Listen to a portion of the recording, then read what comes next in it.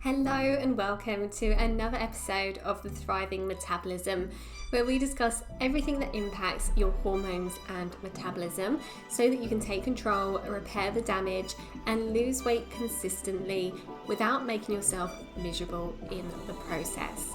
It's my mission to empower you so that you and your metabolism thrives and you never have to go through diet misery again. I'm Louise, registered nutritional therapist, weight loss expert, and founder of the Nourish Method for lasting fat loss.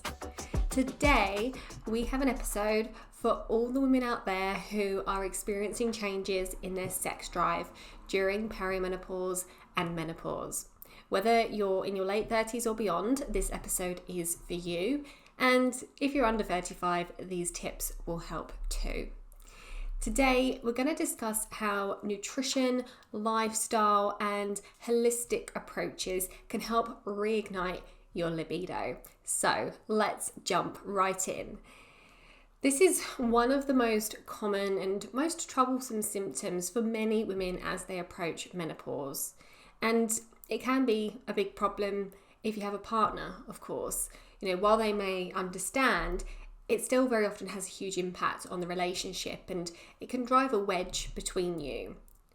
So there are lots of things that influence your sex drive, and it's important to understand the factors that can contribute to a decline in sex drive during perimenopause and menopause. While hormonal changes play a significant role, other bothersome symptoms like fatigue and bloating can also impact your desire for intimacy. When you're feeling bloated, gassy, bunged up, or if you feel like you might have to go to the loo urgently, the last thing you want to do is roll around in the sheets, right? And then there's also how you're feeling about your relationship and your body confidence. We can be very quick to look for chemical imbalances or blame hormones and overlook arguably the most important thing, and that's feeling attracted to your partner and having chemistry with them, and also feeling attractive and confident in yourself. The relationship dynamics, body confidence, and self-esteem massively impact your sex drive. So let's start with food. I believe that what we eat plays a crucial role in supporting our overall health, including hormones and libido. So how does what we eat impact our libido? Well, lack of nutrients, lack of antioxidants, lack of protein, lack of essential fatty acids can all contribute to hormone imbalance and therefore a decline in your sex drive. And it's also important to ensure that our meals are balanced and incorporate protein-rich foods and beneficial fats and fiber and antioxidants. So these nutrients can really help support a healthy hormone balance and enhance your libido. I look at a lot of women's diets, and the common themes I see are where there's often not enough protein, really low levels of essential fats, specifically omega-3, and a real lack of fiber as well. And you can eat quite a clean, unprocessed diet and feel like you're eating really well, but still be lacking in all of these factors. So it's important to take a close look at what you're eating. Next, moving our bodies and staying active will also have a positive impact on our sex drive during perimenopause and menopause. Regular exercise, especially weight-bearing exercise, can increase testosterone levels, and low testosterone is a common problem in women that's frequently overlooked. We tend to think that it's the male hormone, but having enough of it is essential for women. After 35, we start to lose muscle at a faster rate, and if we don't use it, we lose it. So we really have to take steps to maintain muscle mass to help maintain not only our metabolic rate, but also to keep testosterone levels healthy. Now, we need to be a bit selective about the type of exercise that we're doing, because Doing gentle cardio and strength training such as weights, yoga, swimming, walking, they're great options because they achieve all the positives of exercise without causing spikes in stress hormones. Too much cardio or really intense exercise, especially for perimenopausal and menopausal women, can raise stress hormones, which can drive belly fat storage and also squashes libido. And exercise also improves self-esteem, and feeling better about yourself can only be a good thing when you're in the bedroom. And remember, it's about finding activities that make you feel good and fit into your lifestyle. Another area that we focus on a lot for hormone balance in the Nourish method is reducing exposure to xenoestrogens or hormone disruptors in your daily life. So these are environmental toxins that disrupt hormones, either because they're very similar to your own hormones and they mimic them and your body can mistake the toxins for hormones, or because your liver has to work hard to eliminate these toxins, causing a buildup of the used hormones in the body. So these toxins include parabens, plastics, pesticides, perfumes, chemical cleaners, and many more things. So being conscious of your skincare, cleaning products, using natural scents like essential oils, replacing plastic bottles and food packaging with glass or aluminium are a few things that you can do to help support hormonal balance from this angle. Now, stress management is a top priority when it comes to maximizing your sex drive. I've said it many times in previous episodes, but I'll say it again. During perimenopause and menopause, you become much less resilient to the impact of stress. And that's because your adrenal glands, which are your stress glands, are taking over the production of sex hormones from the ovaries during this transition. So when you're under stress, your body prioritizes the production of stress hormones over sex hormones. Okay, so stress has a direct link to poor libido because it has a direct impact on our sex hormones. And aside from that, if you're worrying about things or you feel under pressure, you're thinking about work or anything else that's going on, it's going to be more difficult to get into the mood. So stress management techniques such as mindfulness or deep breathing exercises are really helpful and can help regulate cortisol levels and positively influence your sex hormones. On a similar vein, getting enough sleep is also crucial for your overall well-being and can contribute to a really vibrant sex life. Lack of sleep means not only are you tired and therefore not wanting to be frolicking in the bed and instead wanting to be sleeping in the bed, but also lack of sleep drives up stress hormones. Now, another common symptom on the approach to menopause is vaginal dryness, and everything that we've mentioned so far will support your hormones and therefore support this specific issue in time. You could also consider options like hormone replacement therapy, omega-7 or sea buckthorn oil as it's also known, taken orally or as you would any other supplement. Omega-7 is really great for lubricating mucous membranes, and that means that it works really well for vaginal dryness, dry mouth and dry eyes, and any other sort of dry bits that should not be dry. And you definitely should consider getting an organic lubricant. Adding lube can make a world of difference. Now, let's talk a bit about relationships. The health of your relationship also impacts your sex drive.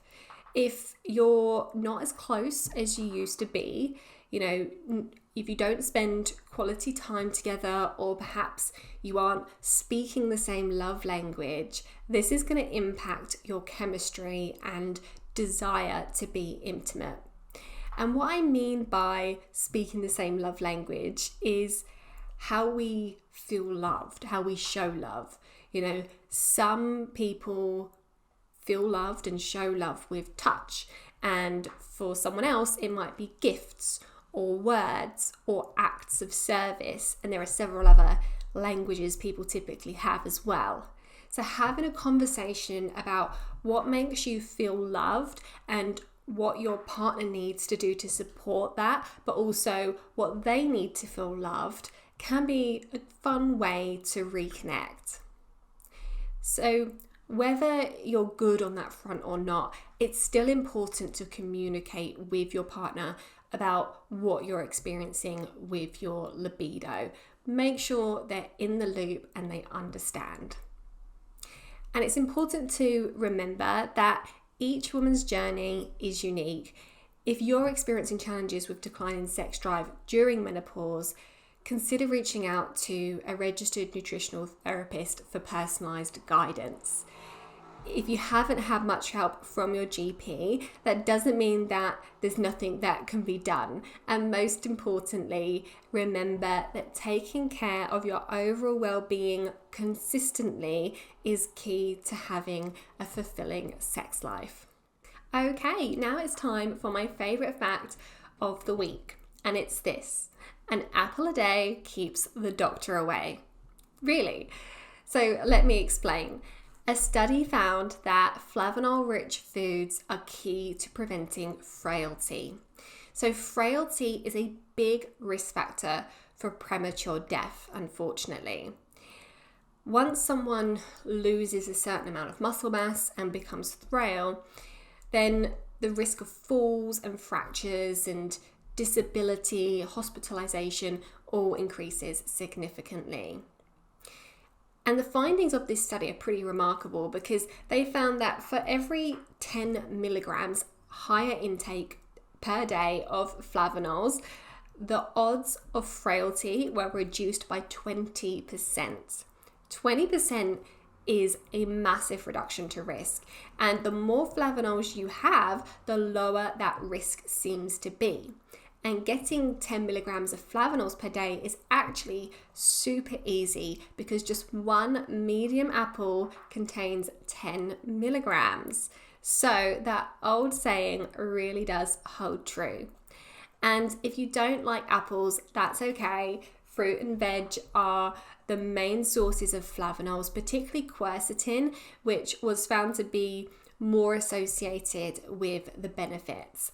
And specifically citrus fruits, onions, parsley, sage, tea, red wine, olive oil, grapes, dark cherries and dark berries. They're all things to include in your diet regularly.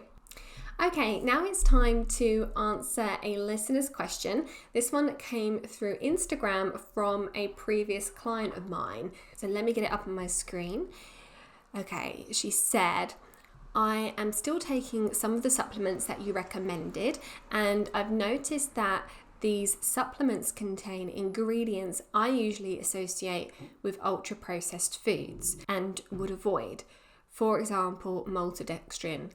Why is this? Are they advisable given the chemical content? Okay, so this is a great question because you have to be very selective about your supplements to ensure you're getting quality ingredients, effective doses, and minimal filler ingredients, which can be detrimental to health. You really do get what you pay for when it comes to supplements, although just because a supplement is expensive doesn't necessarily mean it's good. I see a ton of products marketed on Instagram, and while some look good, they really seem overpriced to me for what they are. You've got to be careful about where you get your supplements from too. I see more and more people who are getting them from Amazon, and while there are some reputable brands on there, anyone can create a supplement and sell it on Amazon. Seriously, you just contact a manufacturer, usually in China, tell them what you want in it, give them a bottle design, and they'll make it, and they'll often send it straight to Amazon to be sold for you. that's a problem because the products may not have been formulated by someone who knows what they're doing. And secondly, some ingredients can be contaminated and unsafe, and there can be a lot of other stuff in the product that is just there to bind it all together, and that's a risky business. The reputable brands put a lot of time and money into sourcing the best quality ingredients, but also quality testing them to ensure that there's no contaminants. So please stick with well-known brands, and if you can't get professional advice, then independent health food stores are great. Anyway, back to the question. The product this lady mentioned specifically is a powder, and powders have to have some extra ingredients in there to prevent it all clumping together, and that's what the maltodextrin is for in that case. It's such a minuscule amount that it's not going to cause any problems. While we do want to avoid ultra processed foods and ingredients as much as possible, a tiny bit is fine. Again, for this specific product, I recommended a powder because it's easier to get higher doses into powder form, whereas to take the equivalent doses in capsule form that doesn't have the maltodextrin, you might have to take 6 or probably more capsules per day and spend a considerable amount more on products. Obviously, that's down to each individual's preference, but usually it's best to factor in what's going to be practical in the long term. As a general guide, avoid tablets where you can because they contain more binders and are harder to digest, and you might not actually extract all those nutrients out of the tablet. And especially avoid a tablet if it is a pretty colour, because that means that it's got extra ingredients in there simply to make them look pretty. Stick with capsules, liquids, and powders. If it tastes yummy, it's probably loaded with sugar. So just because something has a pretty bottle or swish marketing campaign doesn't mean it's good. And if it's being marketed to you on Instagram or Facebook, it's a consumer quality product, not a practitioner quality product, and is likely inferior.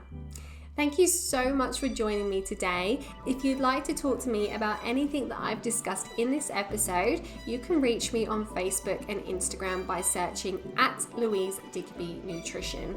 You can also get your question answered on the podcast by emailing louise@louisedigbynutrition.com and popping podcast in the subject line, or ping me your question on Facebook or Instagram. If you're enjoying this podcast, please head to wherever you get your podcasts and hit follow or subscribe and leave a review. Thanks again, and I'll see you next time.